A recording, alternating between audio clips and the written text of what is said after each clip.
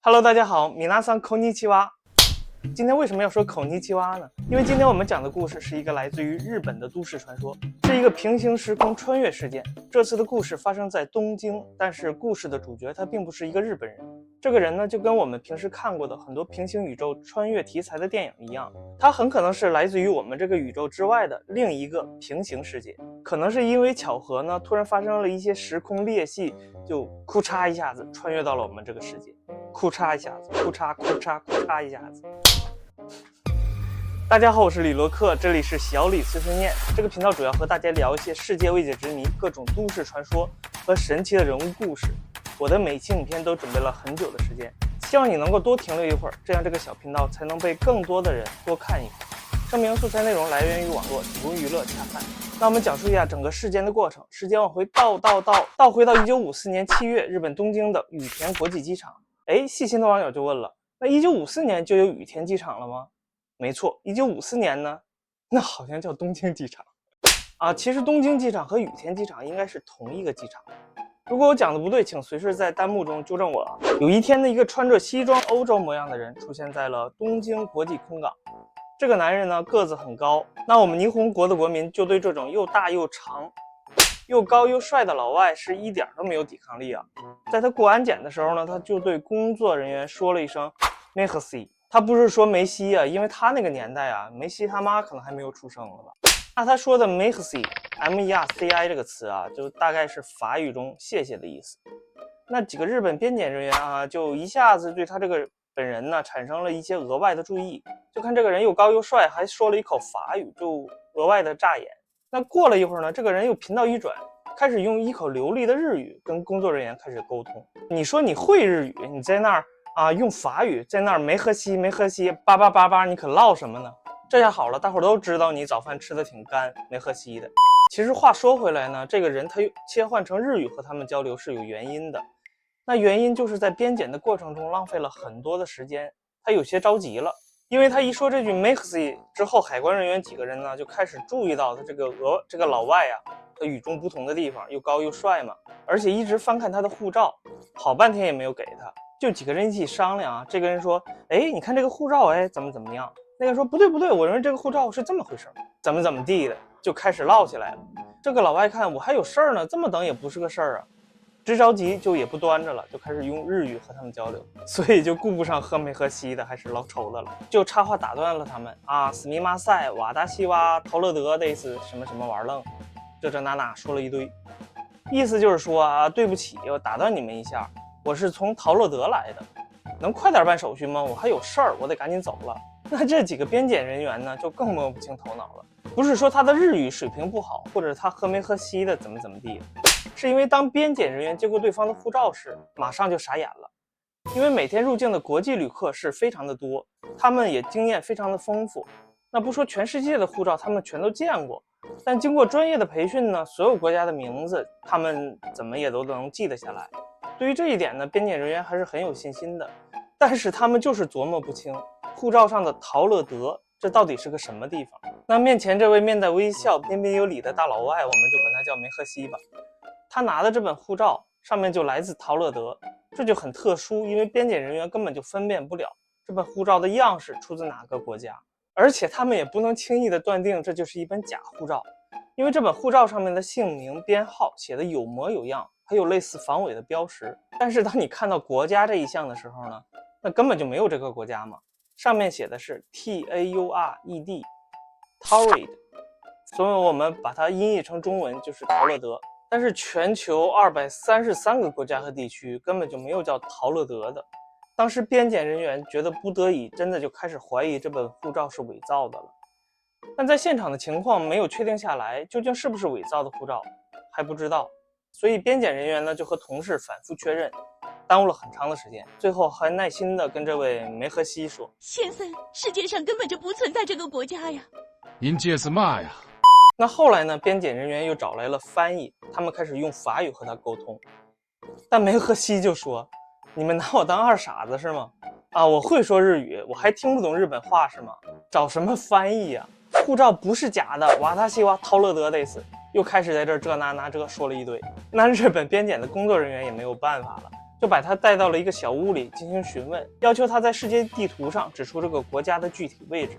梅赫西就毫不犹豫地用手指指向了法国和西班牙之间的一个位置。那这个区域在地图上的位置恰巧就是安道尔公国，是一个很小的国家，所以地图上根本就找不到陶乐德的拼写或者类似的拼写。但是这名旅行者看到地图上自己国家的位置被写错成了别的名字，他就表现得很愤怒，又显得很疑惑。梅赫西就说自己的国家有1000多年的历史，怎么你们都不知道吗？他感觉今天在这儿发生的所有事情都很荒唐。说着说着，他就从身上把自己的钱包掏了出来，翻出了一堆纸币和硬币，什么面额的都有。边检人员呢虽然都没有见过，但是一看这些纸币啊不是很新，但是它的做工啊都不是很粗糙，而且这些钱币和我们正常的钱币一样，都有一些防伪的技术。正当工作人员一头雾水地查看这些钱币的时候，梅赫西突然又想到了另外一个可以证明自己身份的办法。哎，对呀，我在日本这边有工作上的合作伙伴，我可以让他们证明我的身份啊。他就掏出了电话本，开始翻找合作伙伴的联络方式。所以边检人员又给他自称的在日本这边的生意伙伴的公司打了一个电话。他提供的电话和公司的名称都对，但是电话的另一头表示他根本就不认识梅赫西，也不知道他所在的公司。这就让现场的日本边检人员更加怀疑他的身份了，因为当时可以算是二战刚刚结束不久，那时候国家之间的关系很紧张，还有很多的间谍活动，所以机场的边检人员就很重视这件事儿，就把他带到了机场附近的一家旅馆里面，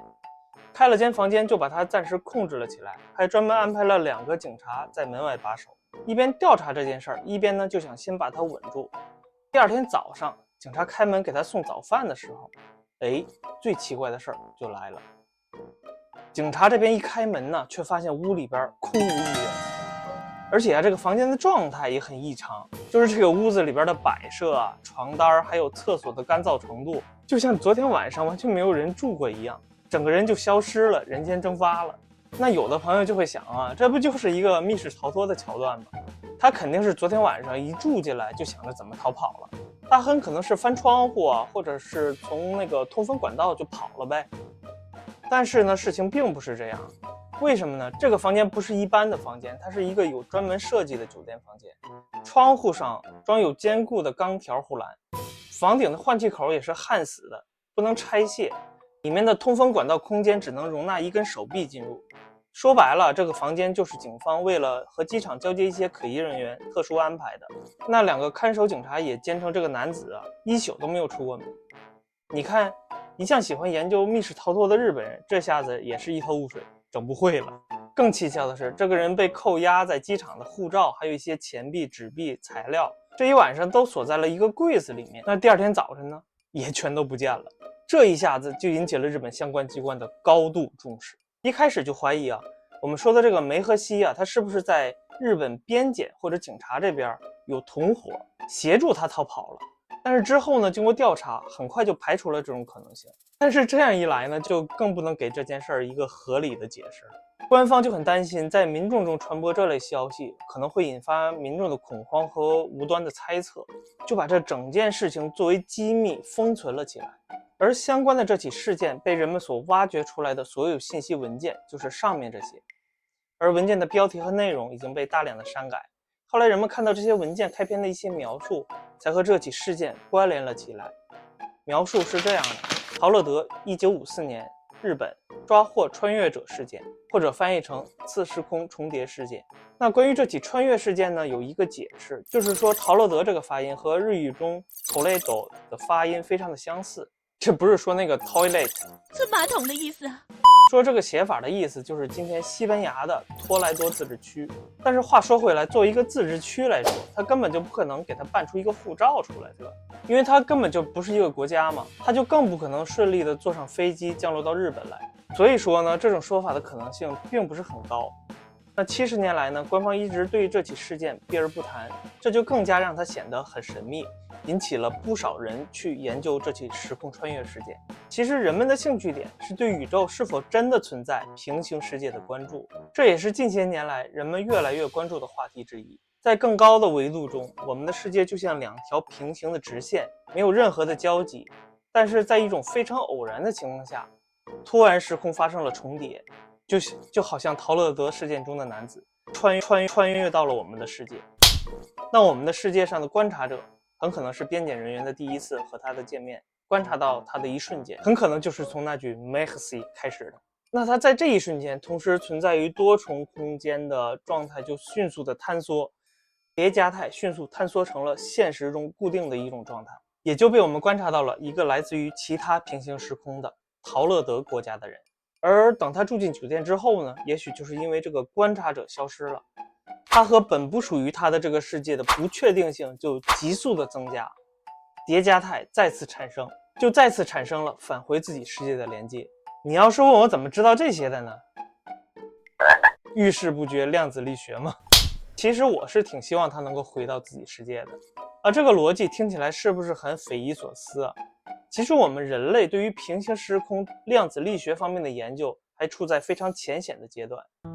但这些并不能阻止我们对它产生越来越多的好奇心和关注。那人们对这起陶乐德时空穿越事件的关注本身就体现了人们对多元宇宙、对世界可能存在一个更完整解释的好奇心。毕竟随着科技的进步和发展，我们人类这种生物随着认知水平的提升，表现出来的并不是对这个世界知道的越来越多，而更像是对这个世界了解的越来越少。而这些都市传说的故事能够让我们一直保持着这份对世界的好奇，这份对世界更完整奥义的向往。那其实面对这几年人工智能技术的蓬勃发展，对我来说，我最希望的，其实我真的希望自己能够多活几年，让我能够看到这个世界科技的下一次腾飞。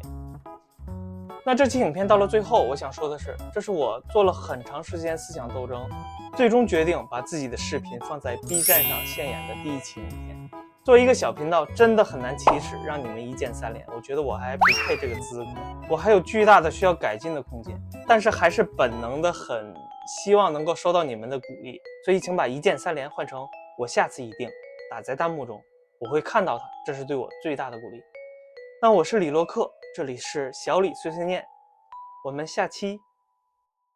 再见。